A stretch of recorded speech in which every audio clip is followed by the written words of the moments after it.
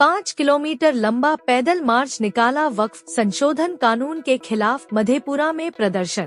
वक्फ act में संशोधन के विरोध में मधेपुरा जिला मुख्यालय पर विशाल धरना प्रदर्शन।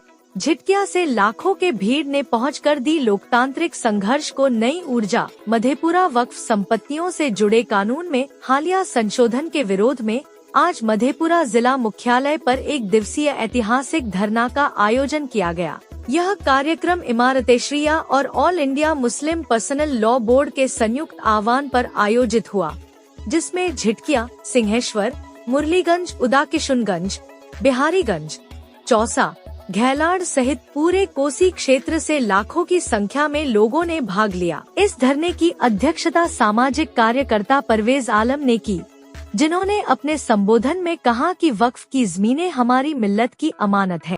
इन पर किसी भी तरह का सरकारी हस्तक्षेप पूरी तरह असंवैधानिक और गैरशरई है। हम इसे किसी भी सूरत में बर्दाश्त नहीं करेंगे। धरना कार्यक्रम में मुख्य अतिथि के तौर पर उपस्थित राजद के वरिष्ठ विधायक एवं बिहार विधानसभा के पूर्व अध्यक्ष चंद्रशेखर, सिंहेश्वर विधायक चंद्रहास चौपाल तथा राजनीतिक नेता प्रमोद प्रभाकर ने भीड़ को संबोधित करते हुए केंद्र सरकार पर जमकर हमला बोला। उन्होंने कहा, यह संशोधन सिर्फ वक्फ नहीं बल्कि अल्पसंख्यकों की धार्मिक पहचान और सामाजिक सुरक्षा को मिटाने की साजिश है। यह एक काला कानून है जिसे हर हाल में वापस लेना होगा। मधेपुरा के काजी शरीयत हजरत मौलाना फैयाज अहमद साहब ने धरने को संबोधित करते हुए बताया कि वक्फ कानून में किए गए संशोधन शरीयत के बुनियादी उसूलों के खिलाफ हैं। वहीं इमारतेशरिया से तशरीफ लाए मौलाना मुफ्ती वासी साहब ने शरई और कानूनी दृष्टिकोण से वक्फ की अहमियत पर विस्तार से प्रकाश डालते हुए कहा, सरकार जानबूझकर वक्फ संपत्तियों को अपने नियंत्रण में लेना चाहती है ताकि मुसलमानों की धार्मिक और तालीमी इदारों की कमर तोड़ी जा सके। यह हमारी आज़ादी और आत्मनिर्भरता पर हमला है। इस ऐतिहासिक धरने में समेत कई सामाजिक और राजनीतिक कार्यकर्ताओं ने भाग लेकर सरकार के इस निर्णय के खिलाफ खुलकर अपनी आवाज बुलंद की। धरना शांतिपूर्ण तरीके से संपन्न हुआ, लेकिन इसमें उमड़ी भीड़ और दी गई तकरीरों ने यह साफ कर दिया कि यह संघर्ष अब सिर्फ एक कानून के खिलाफ नहीं बल्कि अपनी पहचान, हक और भविष्य की हिफाजत का संघर्ष है। आयोजकों ने अंत में ऐलान किया कि यदि सरकार ने वक्फ एक्ट में हुए काले संशोधनों को वापस नहीं लिया तो यह आंदोलन राज्य और राष्ट्रीय स्तर तक विस्तारित किया जाए।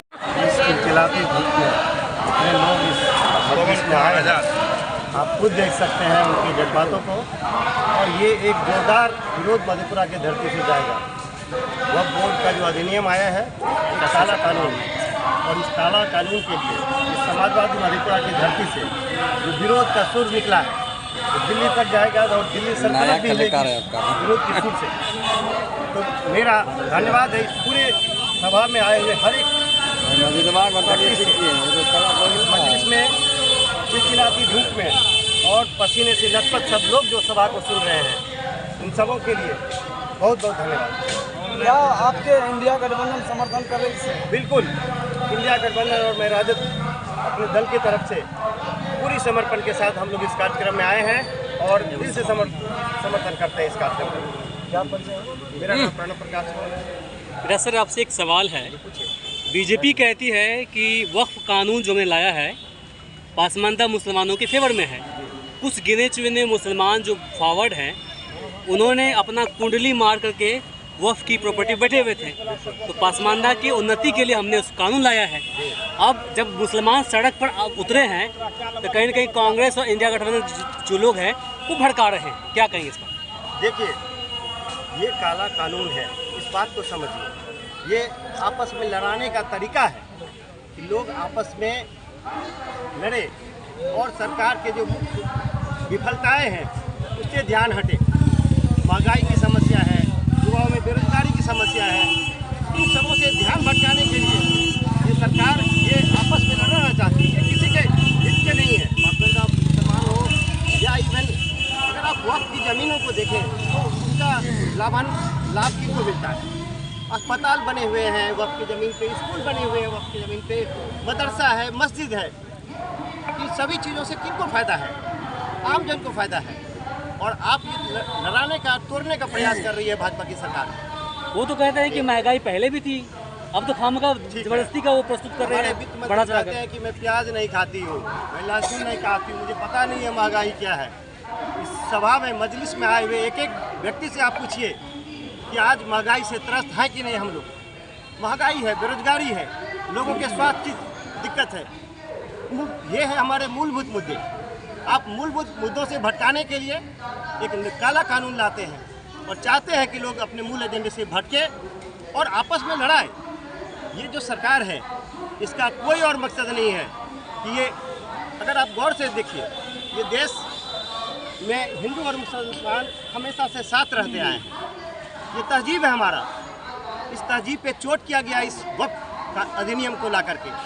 तो ये एक बड़ी साजिश है, इसको समझिए, एक बड़ी साजिश है। ये सिर्फ हमारे अधिकारों को छीनने की कोशिश नहीं है, ये हमारे ताने बानों को अटैक किया जा रहा है।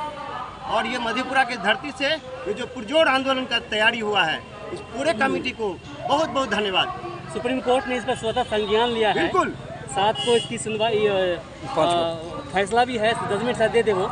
इस पर क्या कहेंगे आप, कितनी उम्मीदें हैं? बिल्कुल, हम लोग सुप्रीम कोर्ट के शुक्रगुजार हैं कि जब भी देश में कभी कोई ऐसा कानून लाया जाता है जिस कानून से हमारे मूलभूत अधिकारों पे अटैक हो, तो सुप्रीम कोर्ट स्वतः संज्ञान लेती है। और ये वैसा ही उदाहरण है कि बिना किसी के कोर्ट गए, कोर्ट ने स्वतः संज्ञान लिया है। और हम लोग शुक्रगुजार हैं कोर्ट के कि कोर्ट इस मामले को बिल्कुल हमारे नज़रिए से देखे, आपके नज़रिए से देखे